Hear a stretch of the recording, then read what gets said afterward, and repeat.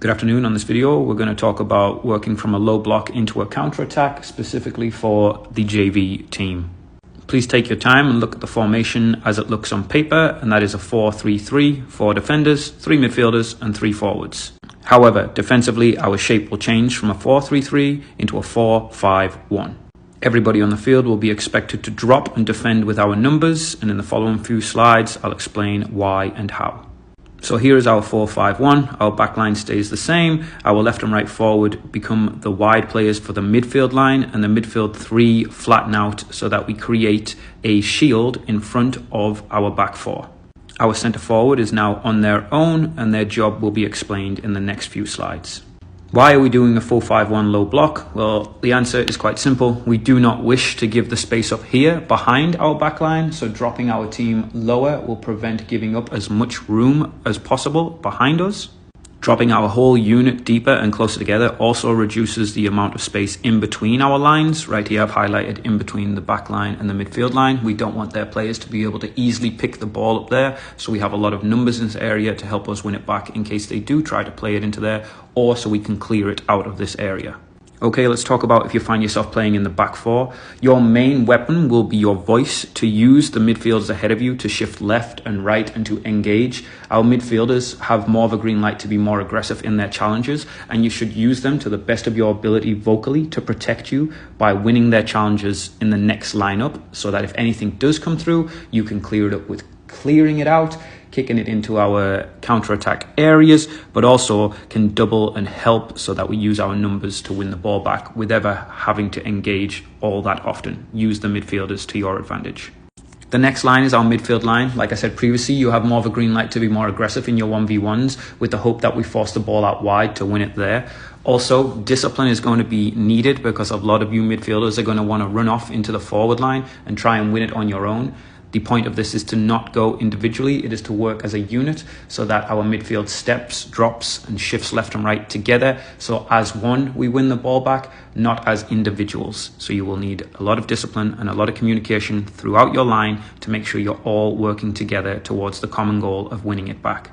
The life of a forward in a low block is not necessarily easy nor friendly, but your job is very simple. You are to increase the pace that their backline plays with and try to force the ball out wide. This doesn't mean you need to win the ball back. If you can, great, phenomenal. But if you can't, that's okay as well. You just have to be willing to work laterally to force the opposition into their outside backs or their wingers, and then double up and try and help us engage once it is out wide.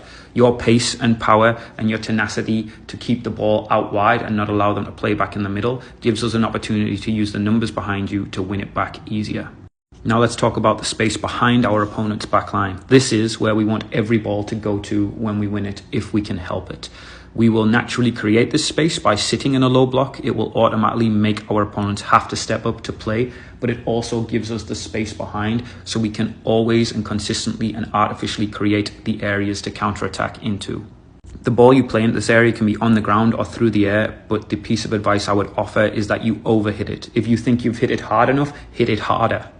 Now, any ball in this area is considered a success, but in this example of the left back winning it back, they've played a couple of options are the left half space, the central lane, and the right half space. But any ball that we can get into that space behind will be deemed as a success. But if we can keep it more central, it gives us an easier opportunity to convert and score from it. However, the risk of playing more central with these balls over the top is that if you underhit it, it will be played straight back to our opponent, and then we'll have to win it again from the central lanes, potentially giving them an easier goal scoring opportunity as well. So you have to overhit these balls.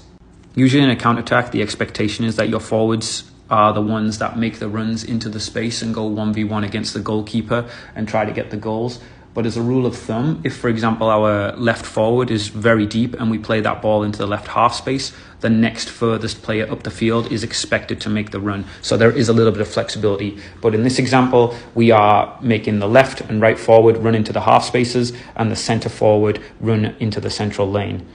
In reality, if we are defending deep and playing balls over the top or in behind for our attackers to run onto, the minute the attacker runs on the ball, they should only be thinking about going to goal. Even if they've got a defender chasing them down, you want to try and stay in the central lanes for as long as you can, driving forward. And if you need to shoot early, please do. But the further you can get towards their goal, the better for an easier shot. If you have others around you, of course, you can use them to attack, but we need to try and stay in the central lanes for as long as we possibly can and try to convert or at least get a shot off as often and as frequent as we can. This will force their defenders to sit deeper, giving us more space, which will allow us to play differently. But until they do, we want to drag them out, give us this space behind, and let our forwards go ahead and try and score the goals for us.